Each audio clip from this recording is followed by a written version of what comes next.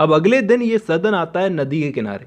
मैंने आपको बताया था ये कुछ ऐसा करेगा जो कि अनएक्सपेक्टेड था। इसने नदी के किनारे आकर देखी एक छोटी सी नाव। बहुत सारी छोटी छोटी नावें थी वहाँ पर। तो इसने एक नाव चलाने वाले मल्लाह से बोला कि ये इनमें से कोई नाव बिकाऊ है क्या। तो नाव वाला हुक्का पी रहा था, उसने हुक्का छोड़ा और सदन को नावें दिखाने लगा। उसने एक नाव का फैसला कर लिया कि ये खरीदूंगा। अब घर जाके इसको पूरी रात नींद नहीं आई। अभी इस नाव का करने क्या वाला है, ये सोचने वाली बात है। ये इस नाव को खरीद के खुद चलाएगा। अभी तक इसने नाव वाले को पैसे नहीं दिए हैं, पैसे कहाँ से लाएगा। अब पैसे तो है नहीं, कहाँ से लाए। फिर इसको एक आइडिया आया कि मेरे पास एक पुराना हार पड़ा है, वो बिक जाएगा। खानदानी हार है, लेकिन क्या है, ऐसे हार जो होते हैं खानदान की इज्जत होती है। ये खुद उसे बेचने नहीं गया, बल्कि इसने अपने नौकर जीतन को बुलाया। जीतन बाहर आया, उसने बोला कि बिकवा दूंगा।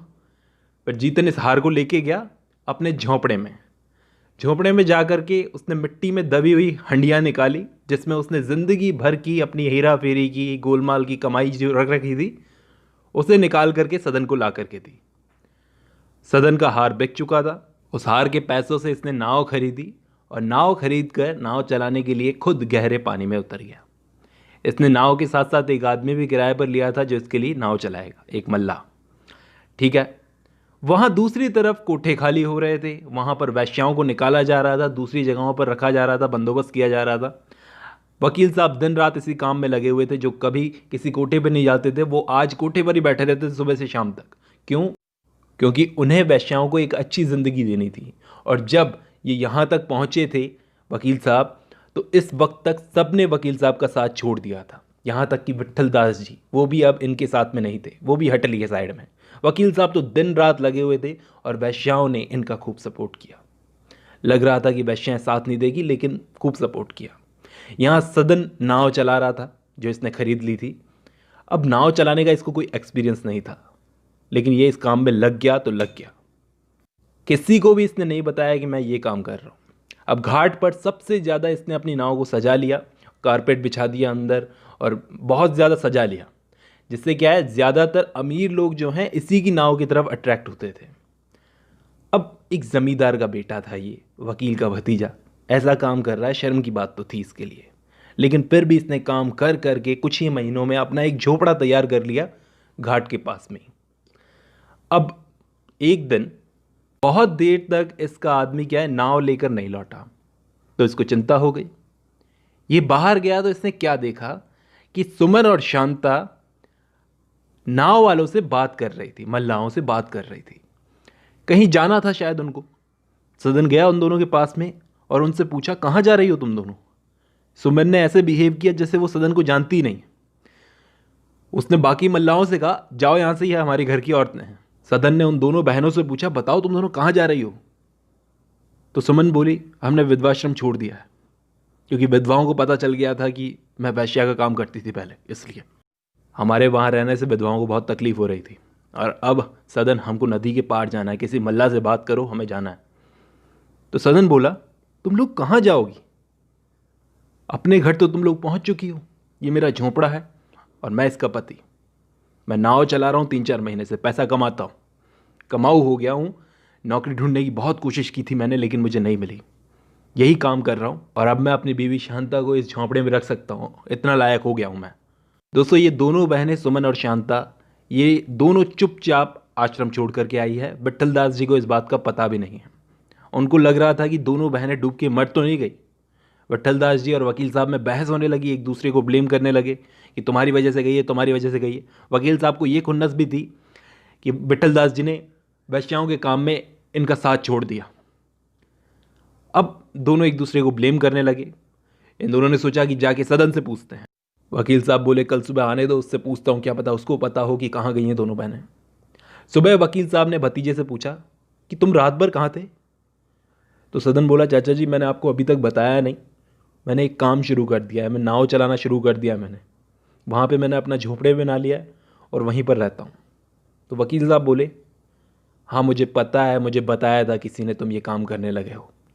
वैसे इसमें बुराई क्या है, रहो झोंपड़े में, बल्कि मैं तो कहता हूँ एक और नाव खरीद लो, खूब पैसे कमाओ, कम से कम कुछ काम तो कर रहे हो। लेकिन बेटा खाना खाना तो तुम्हें इसी घर में खाना पड़ेगा। मैं नहीं चाहता दो दो हांडी चढ़े। आई समझ में? तुम मुझसे अलग नहीं हो, आई समझ में? लेकिन सदन बोला, नहीं चाचा, अब मुझे ज़िम्मेदार होने दो। अगर ज़रूरत पड़ेगी ना तो आपसे हेल्प मांगने में मुझे कोई प्रॉब्लम नहीं है, लेकिन अभी मुझे अपनी बीवी के साथ रहने दो, अपने घर में रहना है। तो वकील साहब को चिंता थी कि बड़े भाई साहब को पता चलेगा कि शांता इसके पास में है, इसके साथ में रह रही है और ऊपर से सुमन और रह रही है, तो वो तो मुझ पर टूट पड़ेंगे। लेकिन सदन बोला कि वो कभी नहीं मानेंगे चाचा, उनको मनाना बेकार है। मैंने कोई पाप नहीं किया जो छुप के रहूँगा, खुलकर रहूँगा अपनी बीवी के साथ में। सुभद्रा को अपने भतीजे की इस हिम्मत पर बहुत गर्व हुआ। बोली, जा बेटा, सही कर रहा है। तो सदन अपनी बीवी के साथ में रहने लगा। अब ये खबर पहुंची गांव में बड़े भाई साहब के पास में, यानी कि सदन के बाप के पास में।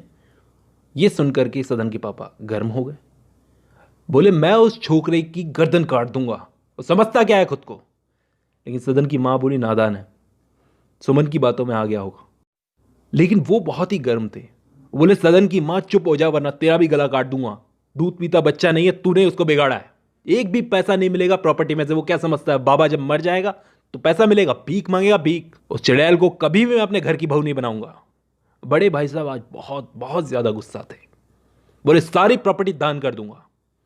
यहां सदन बड़ा खुश था अपने झोपड़े में, क्योंकि उन दोनों बहनों ने, शांता बड़ी खुश थी।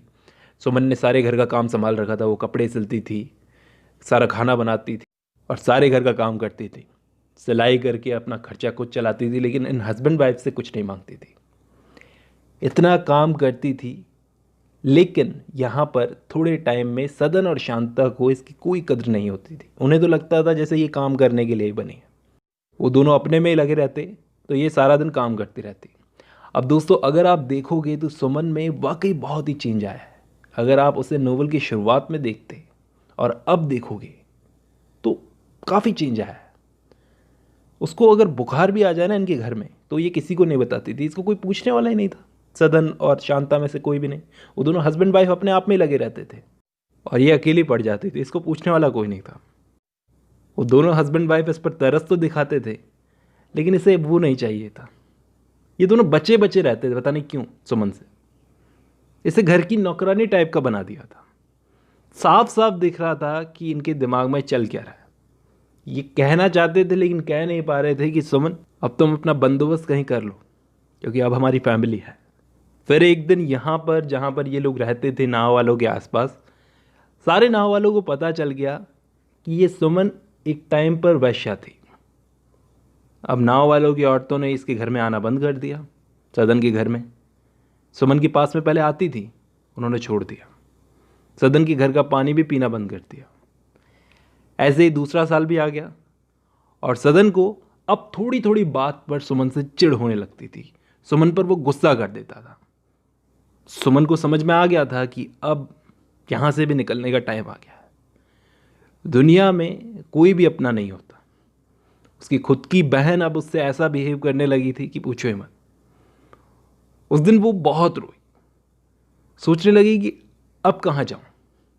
एक दिन अपनी बहन शांता से जाकर उसने पूछ ही लिया कि तुम्हें कोई प्रॉब्लम है मेरे यहाँ पर रहने से? अगर है तो प्लीज़ मुंह पे बोलो। मेरा यहाँ रहना अच्छा नहीं लगता तुझे और तेरे पति को, तो बता दो। तो शांता बोली, अगर तुम सब जानती हो तो पूछती क्यों? सुमन बोली, दुनिया चाहे कितना भी नीच समझे मुझे, कोई प्रॉब्लम नहीं, लेकिन तुम दोनों मेरी सिचुएशन जानते हो। तुम लोग ये जानते हुए भी नीच समझ रहे हो। बहुत तकलीफ हुई आज। शांता बोली, मुझे तुम्हारे यहाँ रहने से कोई प्रॉब्लम नहीं, लेकिन अब दुनिया में यही चलता है तो क्या करें? तुम जानती हो लोग हमारे घर का पानी भी नहीं पी रहे हैं। तो सुमन समझ गई थी अब यहाँ से निकलने का टाइम है। वकील साहब वैश्याओं का भला करने में लगे हुए थे। वहाँ पर वैश्याओं की बेटियों के लिए एक अलग से अनाथालय बनाया था उन्होंने, कि वैश्याएं अपनी बेटियों को अपने साथ में ना रखें, कम से कम उन्हें एक अच्छी ज़िंदगी नसीब हो। वो वैश्याएं जो हैं बहुत खुशी से सपोर्ट कर रही थी वकील साहब का। अब ऐसे ही देखते 2 साल और गुजर गए। अब इतने सालों बाद गांव में बड़े भाई साहब का दिल पिघल गया अपने बेटे के लिए, कि बेटा जैसा भी है तो अपना बेटा ही ना। शहर में है चल के मिलते हैं उससे। अब सदन को एक बच्चा भी हुआ है, तो मिलकर चलते हैं, देखते हैं बेटे ने कौन सा काम शुरू किया है नाव चलाने का और कैसा घर बनाया है।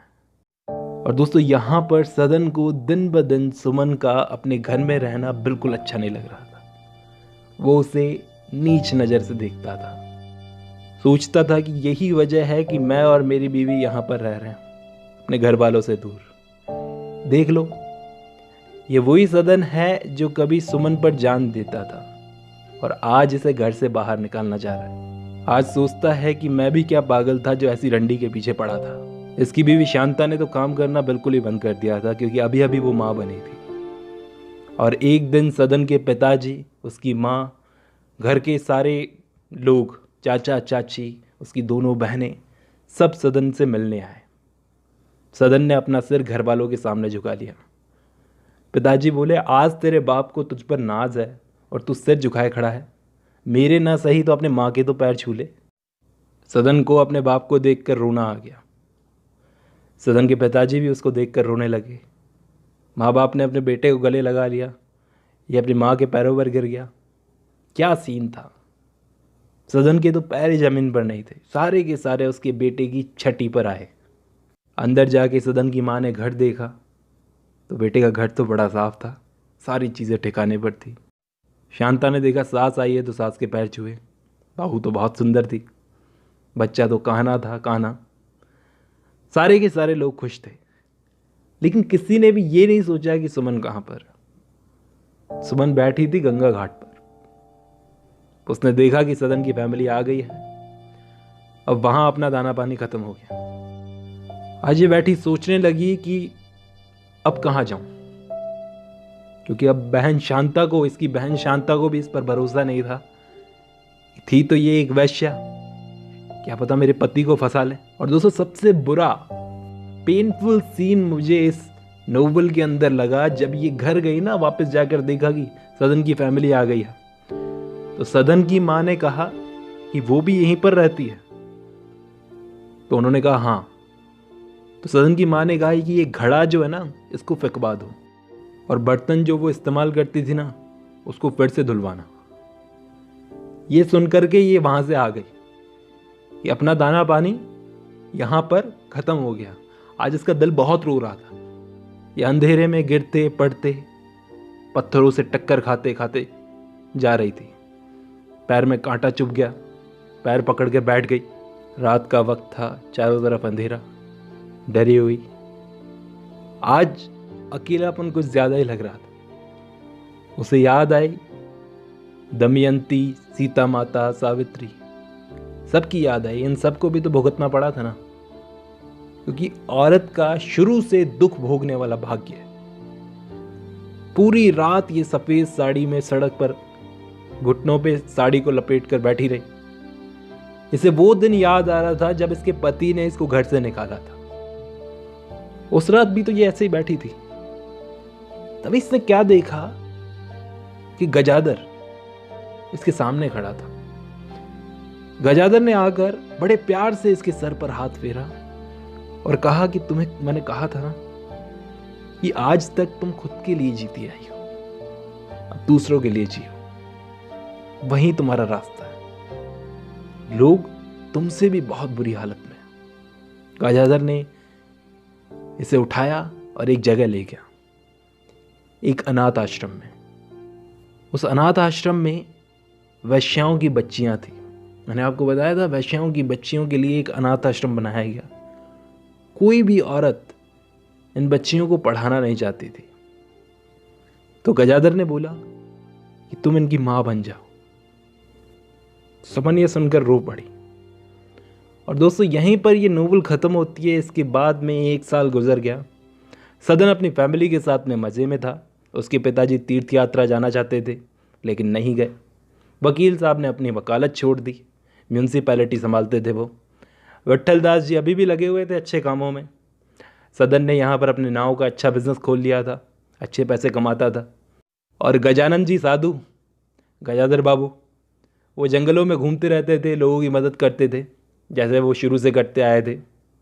और सुभद्रा की जहाँ तक बात करूँ तो एक दिन ये गाड़ी में बैठकर जा रही थी, तो इसने रास्ते में देखा कि जंगल के बीचों बीच एक खूबसूरत अनाथ आश्रम बना हुआ था, जिस अनाथ आश्रम के बाहर लिखा था सेवा सदन। ये अंदर गई तो इसे एक लड़की मिली। वो अंदर गई अनाथ आश्रम चलाने वाली के पास में, यानी सुमन के पास में। सुमन को जाके बोला कि बाहर कोई मिलने आई है। सुमन बाहर गई तो सुभद्रा की आंखें भर आई। सुमन ने बोला, अरे बहू जी, आप अकेली आई हैं? वकील साहब नहीं है?